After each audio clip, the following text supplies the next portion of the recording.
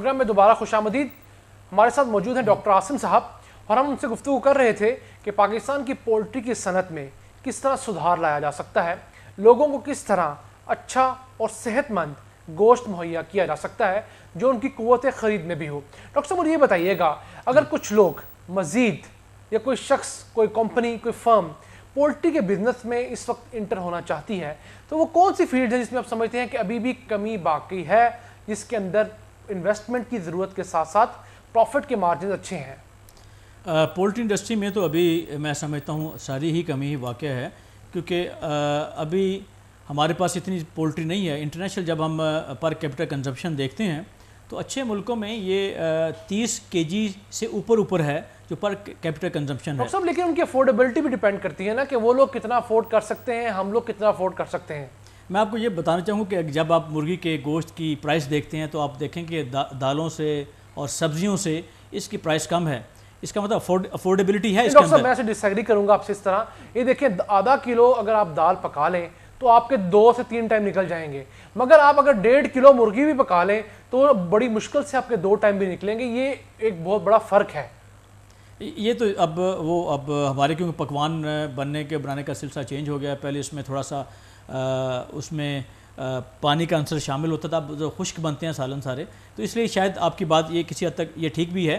لیکن میں یہ اس کے ساتھ کہنا چاہوں گا کہ پولٹری کے اندر ابھی پروسیسنگ اور فردر پروسیسنگ جو ہے اس میں بہت گیپ ہے. بائی پروڈکٹس جو اس کی ہیں, جو ہم ویلیو ایڈیٹیو ایڈیشن ہے اس میں, اور ایسی ہی پروڈکٹ جو ایز اے ہول میل ہے, ہول چکن ہے, اس کو بھی مارکیٹ میں آپ پرووائڈ کر سکتے ہیں. اس کے ساتھ ساتھ اگر آپ ایز اے گروئنگ فارمر کے طور پہ بھی آنا چاہیں تو ابھی بہت گنجائش ہے کہ آپ اپنے نئے فارم بنائیں, لیکن اس کے لیے ضروری ہے کہ آپ جب لینڈ کی سلیکشن کریں تو یہ چیزیں جو اس کے ضروری لوازمات ہیں کہ فارم ٹو فارم ڈسٹینس, اس کے نزدیک کوئی گاؤں نہیں ہونا چاہیے, آبادی نہیں ہونی چاہیے. لیکن ہمارے ہاں تو یہ دیکھا گیا کہ آبادی کے بالکل ساتھ پولٹری فارم بنایا جاتا ہے. اسی وجہ سے یہ جو لاسز ہو رہے ہیں فارموں کے اوپر, یہ اسی کا ایک بہت بڑا ذریعہ ہے, کیونکہ ڈیزیز ٹرانسفر ہوتی ہے ہیومن سائڈ کی طرف سے اور وہاں پہ جانوروں سے پولٹری کی طرف. اس لیے پولٹری کو تھریٹ بھی زیادہ ہوتے ہیں کہ یہ بڑا فاسٹ گروئنگ برڈ ہے, اس لیے اس کے تھریٹ بھی زیادہ ہیں. ڈاکٹر صاحب پاکستان کے اندر جو پولٹری کا بزنس ہے میرے خیال سے 99% جو ہے وہ ان ہائیجینک ہے, صحت کے لحاظ سے اچھا نہیں ہے. آپ جب مرغی خریدنے جاتے ہیں تو آپ کے پاس آپشن نہیں ہے اتنی زیادہ کہ آپ کو ایک سستی مرغی جو ہے وہ اچھی صاف ستھری جگہ سے مل جائے, کسی ایسی دکان سے مہیا ہو جائے جس کے اوپر کام کرنے والا شخص جس کی ہیلتھ باقاعدہ چیک ہو, اس کو کوئی ڈیزیز نہ ہو, اس کا جو ایریا ہے وہ انتہائی نیٹ اینڈ کلین ہونا چاہیے. جبکہ پاکستان کے اندر مرغی کی دکانیں وہ چند ایسی جگہوں میں شامل ہیں جو سب سے گندی اور بو والی جگہ ہوتی ہیں. آپ کیا سمجھتے ہیں کہ اس سلسلے میں کیا اقدامات دینے چاہیے؟ میں سمجھتا ہوں ہم نے جو پہلے بات کی تھی کہ لیجسلیشن کی, قانون سازی کی, اس کی واقعی یہاں پہ بہت زیادہ کمی ہے پاکستان کے اندر بھی. اور یہ ایک بہت بڑا جو آپ نے توجہ دلائی, یہ بہت بڑا ایک سورس ہے انفیکشن کا اور ڈیزیز ٹرانسفر کرنے کا برڈ کے اندر بھی, کیونکہ اس سے انسانوں کو تو بیماری بھی لگتی ہیں کہ جو ایک گندے سے ڈرم کے اندر جب وہ مرغی پھینکتے ہیں ذبح کر کے, اگر وہ ڈرم آلریڈی پازیٹیو ہو بیماریوں کے لیے تو وہی جو مرغی اس کے اندر اچھی صحت کی مرغی بھی جائے گی تو وہ پازیٹیو ہو کے آئے گی. اچھا, وہ تمام کی تمام آنے والی تمام جو مرغیاں ہوں گی ذبح ہونے والی, وہ تمام کی تمام کو بیماری دے جائے گی, وہ دے جائے گی. کیونکہ ہمارے تو ہماری وہ جو کوکنگ میتھڈ ہیں وہ اتنے اسٹرانگ ہیں کہ اس سے ہم بچ جاتے ہیں. ادروائز یہ سورس آف انفیکشن ہے وہ جو ڈرم ہیں, ان کو گورنمنٹ کو چاہیے کہ ان کو ختم کریں, وہاں پہ اچھے سے ان کو کیبن دیں جس کے اندر ہم بہتر جو میٹ ہے وہ پرووائڈ کر سکیں, یا ایسی کمپنی جو ہماری پروسیسنگ کے اندر آلریڈی کام کر رہی ہیں.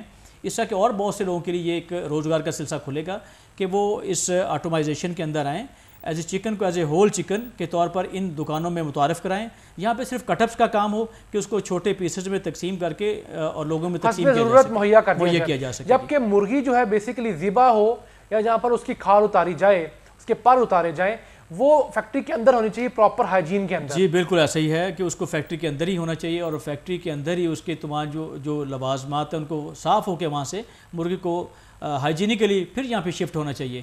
پھر یہ جو چیزیں ہیں یہ ہمارے گھروں تک پہنچنی چاہیے. ڈاکٹر صاحب یہ جو برڈ فلو کا اور جو رانی کھیت کا آج کل جو بیماری چل پڑی ہے, یہ جو اسی طرح بتا رہے تھے کہ اگر ایک مرغی کو یہ بیماری ہے اور اسی ڈرم میں آپ جو کسائی ہے وہ مرغیاں اور ڈالتا جاتا ہے اور لوگوں کو دیتا جاتا ہے, کیا آپ نہیں سمجھتے کہ اگر کچھ مرغیوں میں وہ بیماری نہیں بھی اور کچھ میں جو ہے وہ جب ہماری میز کے اوپر آئیں گی، ڈائننگ ٹیبل کے اوپر جب ہم انہیں کھائیں گے تو ہمارا بیمار ہونے کے چانسز بھی کئی حد تک زیادہ ہوں گے؟ یہ دو الگ الگ چیزیں ہیں. اس میں آپ کو میں بتاتا چلوں، جب آپ نے رانی کھیت کی بات کی ہے یا انفلوئنزا کی بات کی ہے جس کو ہم برڈ فلو کہتے ہیں تو یہ الگ الگ چیزیں ہیں. ان دونوں کا ابھی تک پروون تعلق انسانوں کے ساتھ نہیں ہے. اچھا. جس کی میں بات کر رہا ہوں کہ جو ڈرم سے ہمیں ٹرانسفر ہوتی ہیں اس میں سالمونیلا وغیرہ کی جو پرابلم ہے، لسٹیریا کی، وہ اس طرح کی پرابلم ہے جو انسان میں شفٹ ہو سکتی ہیں. اچھا. اب یہ جو بیماری یہ صرف پیور مرغیوں کی یا پرندوں کی بیماریاں ہیں جس کو اینڈی کہہ رہے ہیں یا رانی کھیت ہم کہتے ہیں آج کل جو پھیلی ہے. اس سے پرابلم صرف مرغی کو آ سکتی ہے، اس سے انسانوں کو کوئی پرابلم نہیں ہے اس کے کھانے سے. وہ کس طرح آپ کہہ رہے ہیں جبکہ اس کی پرائس آپ دیکھا ہوگا کہ لاہور شہر کے اندر اس کی پرائس 230 سے اس وقت 130 روپے پہ آ گئی. 100 روپے کا فرق آ گیا ہے صرف یہ وبا پھیلنے سے کہ رانی کھیت کی بیماری مرغیوں کے اندر آ گئی ہے. یہ آپ کہہ لیں کہ اس کا پرابلم جو ہے وہ ان بیچنے والوں کے لیے ہے، کیونکہ جب ان کے پاس مرغی آتی ہے تو بہت سی مرغیاں ان کے جو انہوں نے کھڈے بنائے ہوتے ہیں اسی کے اندر مر جاتی ہیں. اس لیے وہ ان کو جب وہ اٹھانے کے لیے جاتے ہیں یا کیچنگ کے لیے جاتے ہیں مرغیوں کی تو وہاں پہ وہ پرائس کم لیتے ہیں کہ یہ نہ کہ راستے میں مر جائیں یا ان کے کھڈوں پہ مر جائیں. اس طرح ان کا شاپ کا اس میں لاس ہوتا ہے. اچھا. اس کے بعد لیکن اس کا کوئی انسانی ہیلتھ کے اوپر اس کا کوئی افیکٹ نہیں ہے ابھی تک. اس طرح کچھ ایسا انٹرنیشنلی کسی سائنس نے اس کو پروو نہیں کیا ابھی تک. اچھا. تو اس لیے اس کا انسانوں کے لیے بالکل سیف ہے اور وہ اس کو کھا سکتے ہیں. اور سب مجھے یہ بتائیے گا کہ یہ جو ڈیبیٹ ہوتی ہے اور چلتی آ رہی ہے کہ مرغی کا جو گوشت ہے جو برائلر ہے اس کا گوشت سیف ہے یا نہیں ہے، آج تک ہم اس بحث سے ہی نہیں نکل سکے. آیا سوال یہی اٹھایا جاتا ہے ہر جگہ پر کہ ایک مرغی جو 30 سے 33 دنوں میں بن کر پل کر جوان ہوئی ہے، نارملی وہی مرغی 5 ماہ کے اندر 4 سے 5 ماہ کے ٹینیور کے اندر جوان ہوتی ہے، وہ کس طرح صحت مند ہو سکتی ہے؟ اس کو آرٹیفیشل فیڈنگ کرائی گئی ہے، اس کو ویکسینیشن آرٹیفیشل دی گئی ہے، اس کی تمام پروسیجر آرٹیفیشل ہے. ظاہر سی بات ہے اس کے اندر کچھ نہ کچھ تو ایسی بیماریاں یا کچھ نہ کچھ ایسے لکونات، کچھ کمزوریاں رہ گئی ہوں گی جو انسانی صحت کے لیے نقصان دہ ہوں گی.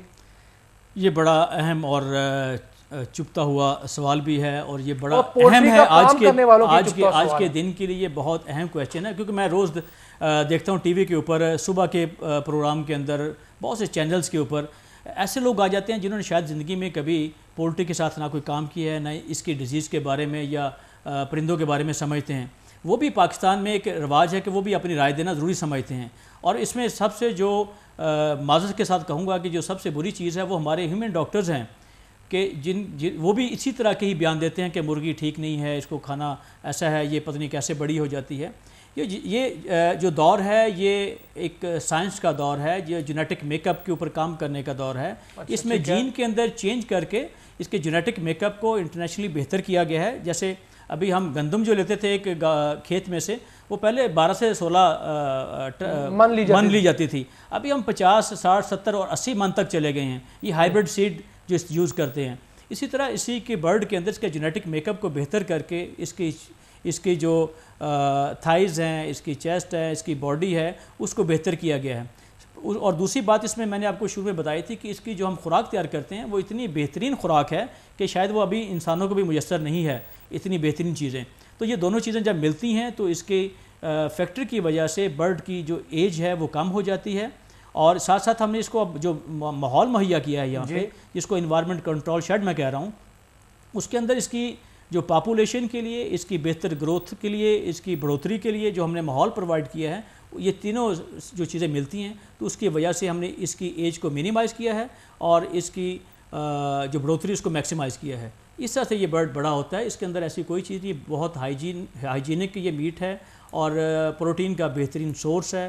اور آپ کیا سمجھتے ہیں کہ دنیا بھر میں جو برائلر تیار کیا جا رہا ہے میٹ کے پرپس کے لیے، پاکستان میں تیار ہونے والا برائلر ہائیجین کے لحاظ سے اسے میٹ کرتا ہے؟ جی الحمدللہ پاکستان کے اندر اس وقت ہمارے جو ویٹنری سائنٹسٹ جو کام کر رہے ہیں، پروفیشنل کام کر رہے ہیں، انہوں نے وہ دنیا میں انہوں نے اپنا سکہ منوایا ہے. پاکستان کے بہت سے لوگ انٹرنیشنل لیول پہ ان بڑی کمپنیوں کو انہوں نے ہیڈ کیا ہے پاکستان کے لوگوں نے، اور ابھی بھی ایسا ہے، ابھی بھی کر رہے ہیں.